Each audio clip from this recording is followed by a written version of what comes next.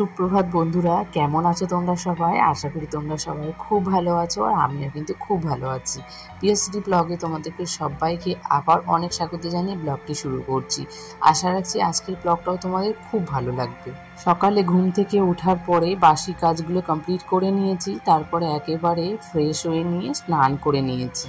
স্নান করার সময় মনে হচ্ছিল যেহেতু এখন গরমটা কম আছে, তাই ভাবলাম যে এখন সকাল সকালে একটু স্নানটা করে নিই, তাহলে আর ওই বেলা হয়ে আর স্নান করতে হবে না। তাই এখন সকালবেলা স্নানটা কদিন ধরে করেই নিচ্ছি। এই যে এখন সকালবেলা আমি একটু মাথায় তেল দিয়ে নিচ্ছি, যেহেতু এটা স্নানের আগে তেলটা দেওয়া যায় না, সবসময় স্নানের পরে তেলটা দিতে হয়। তাই স্নান করে এসে বা মাথায় তেল দিলে কিন্তু সবসময় ভালোই লাগে, কিন্তু দেওয়া হয় না। আর কি বলো তো, মাথায় তেল দিলে না গরমের সময় একটা চ্যাটচ্যাটে ভাব না, সেটা আর ভালো লাগে না।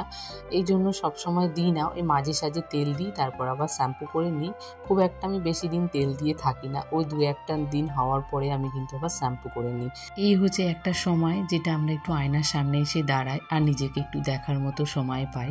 যেহেতু সকালবেলা স্নান করে নিয়েছি, তাই এখন একটু সানস্ক্রিনটা মেখে নিলাম। যেহেতু যাবো এখন রান্নাঘরে রান্না করব, তাই এখন সানস্ক্রিনটা মেখেই কিন্তু আমি দেখছি এই ভেতরের জায়গাটা, মানে রান্নার ভেতরটা একেবারে অগোছালো হয়ে গেছে।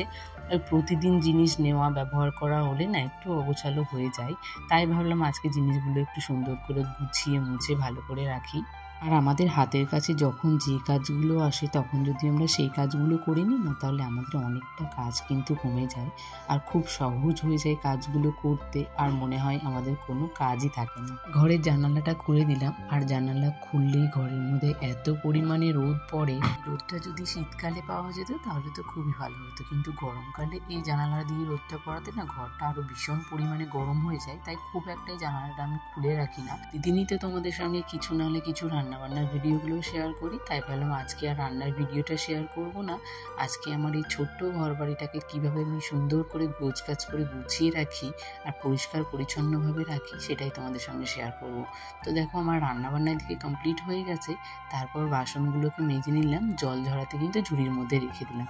তারপরে যে জায়গার জিনিসগুলো রেখে দিলাম, যেমন চামচ, হাতা, খুন্তি, এসবগুলো কিন্তু একটা জায়গায় আমি রাখি, একটা গ্লাসের মধ্যে ভালো করে উঠিয়ে রাখি। তাহলে যে ছোট্ট ছোট্ট চামচগুলো না সহজেই খুঁজে পাওয়া যায়।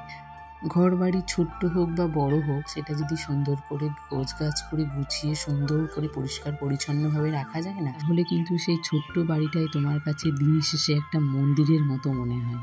রান্নাঘরের কাজগুলো আমার শেষ হয়ে গেছে, রান্নাঘরটা ক্লিনিং করে তারপর চলে এসেছি ঘরের মধ্যে যে কাজগুলো আছে, আর্টিফিশিয়াল যে ছোট ছোট গাছগুলো দেখছো, সেগুলো কিন্তু আমি খুব শখ করে অনলাইন থেকে আমি নিজেই নিয়েছিলাম। ভেবেছিলাম হয়তো এগুলো বড় হবে, কিন্তু আসার পরে দেখলাম একেবারে আর্টিফিশিয়াল গাছগুলো একদম ছোট ছোট।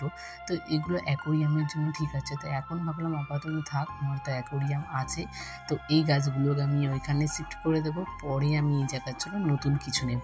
আর ওই নিচের তাকটাতে কি বলতো, যদিও ছোট ছোট ফুলগুলোই ধরবে, বড় কোনো কিছু রাখা যাবে না, তাই ভাবলাম থাক। এখানে আরও 4টে আছে, একসঙ্গে 8টা সেট ছিল, তার মধ্যে 4টে রাখা হয়েছে, 4টে আমি তুলে রেখে দিয়েছি ওই অ্যাকোরিয়ামে রাখবো বলে। তো সেগুলো আমি পরে আবার ডেকোরেশন করব, সেটাও তোমাদের সঙ্গে শেয়ার করব। রুমটা একেবারে ক্লিনিং করা হয়ে গেল, তারপরে ভাবলাম যে একেবারে ঘরটা একবারে মুছে নিই। যদিও আমি সকালবেলা ঘরটা মুছেছিলাম পুজো দেওয়ার সময়, তারপরে আবার রান্না বান্না হয়েছে, খাওয়া দাওয়া হয়েছে, ঘরে হাঁটাহুটি হয়েছে। এই এঁঠো পাগুলো আমার ভালো লাগে না, তাই কিন্তু প্রতিদিনই আমাকে দুবার করে ঘর মুছতে হয়। আর এখানে দেখেছো সিংহাসনের পর্দাটা কিন্তু মাম্মাম ফেলে দিয়েছে। আবার মাম্মামের কাণ্ড কারখানা সারাদিন ওর পেছনে দেখতে দেখতেই আমার অনেকটা সময় কেটে যায়। আমার হাজব্যান্ড যে শখের একটা অ্যাকোরিয়াম ছিল, সেটা কিন্তু এখন আর শখ নেই, এখন একেবারে এটা বাজে হয়ে গেছে, প্রচুর নোংরা হয়ে গেছে। তো এটা কবে পরিষ্কার করব দেখা যাক। এখন কিন্তু আর একটা মাছও বেঁচে নেই, সব মাছগুলো মারা গেছে। তো ভেবেছি এখন থাক আপাতত, পরে আমি নতুন মাছ নিয়ে এসে এটাকে ভালো করে সুন্দর করে ডেকোরেশন করে রাখবো। তো সেই জন্য এখন আপাতত এই জলটা আর ফেলা হচ্ছে না, জলটা একদিন দেখে ফেলে দিতে হবে, যখন এই ঘরের সব কিছু টানি করতে হবে, তখন ভেবেছি একেবারে অ্যাকোরিয়ামটাকে নামিয়ে রাখবো। আর এখন কি বলো তো, কাচের জিনিস তো নামিয়ে রাখতে ভয় লাগে, যদি কিছুতে বাড়িতে লাগে, সেই জন্য আর নামিয়ে রাখি না।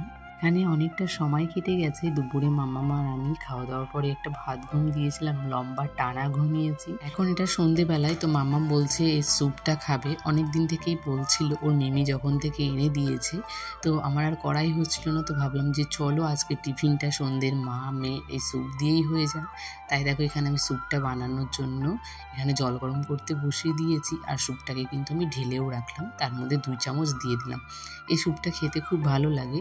যদি আমি এটা আগে দোকান থেকে আনাতাম, এখন কিন্তু ও যখনই আসে বাইরের থেকে তখন কিন্তু আমার জন্য 4 থেকে 5 প্যাকেট নিয়ে আসে, আর একটা প্যাকেটে মিনিমাম তুমি 7 থেকে 8 জন খেতে পারবে। তো সেই জন্যই আমাদের এটা আনা হয়, কারণ একটা প্যাকেটে আমার মিনিমাম 3-4 দিন হয়ে যায়। এখানে মাম্মাম আর আমার জন্য একটু স্যুপ নিয়ে নিলাম। এখন সন্ধেবেলায় আমরা মাম্মাম আর আমি মিলে দুজনে একটু স্যুপ খেয়ে নেব। ওর জন্য রেখে দিলাম, যখন আসবে তখন ওকে গরম করে দেবো। আর এখানে মামি আমরা দুজনেই খেয়ে নিলাম, আর রাতের জন্য ভাত বসিয়ে দিলাম। তো চলো আজকের ভিডিওটা এখানেই শেষ করছি।